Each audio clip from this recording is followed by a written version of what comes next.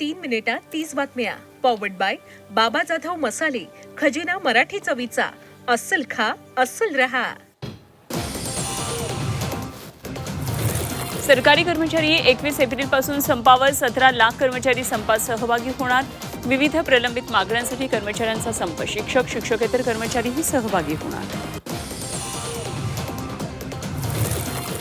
पत्राचाळ प्रकरणात कोर्टाचा महत्त्वाचा निर्णय. घर ताब्यात घेण्यासाठी 30 एप्रिलपर्यंत मुदत. ताबा न घेतल्यास घराचा वापर करा. हायकोर्टाकडून म्हाडाला परवानगी. ठाण्यात टीएमटीची डबल डेकर धावणार. ठाणेकरांचं स्वप्न सत्यात उतरणार. सोमवारपासून वातानुकूलित डबल डेकर बस धावणार. 10 डबल डेकर बस ठाण्यामध्ये होणार दाखल. मध्य रेल्वेवर आज मध्यरात्री 10 तासांचा ब्लॉक. प्लॅटफॉर्मची लांबी वाढवण्यासाठी ब्लॉक. रात्री 12 ते सकाळी 10 वाजेपर्यंत ब्लॉक. हार्बर पश्चिम रेल्वेवर रविवारी मेगा ब्लॉक. कच्च्या तेलाचे दर घसरले. होर्मुझ सामुद्रधुनी खुली झाल्याचे परिणाम. कच्च्या तेलाचे दर 9% घसरले. कच्चं तेल $90.38 प्रति बॅरल.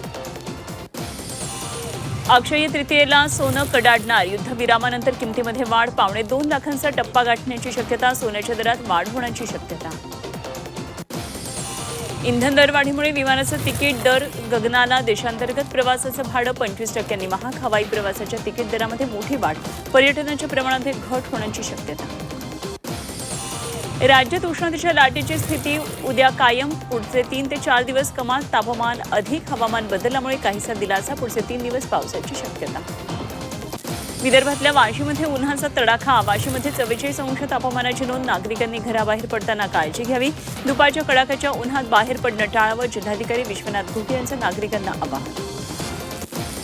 राज्यात पुढचे 3 दिवस पावसाचा इशारा. सोलापूर, नांदेड, धाराशिव, लातूरमध्ये येलो अलर्ट. विजांचा कडकडाट. वादळी वाऱ्यासह पावसाचा अंदाज. राज्यातल्या 66,000 शेतकऱ्यांना अवकाळीचा फटका. सरकारकडून 54 कोटींची मदत मंजूर. पावसामुळे एकूण 50,000 हेक्टरवर पिकांचं नुकसान. विविध भागातील 66,000 शेतकरी बाधित.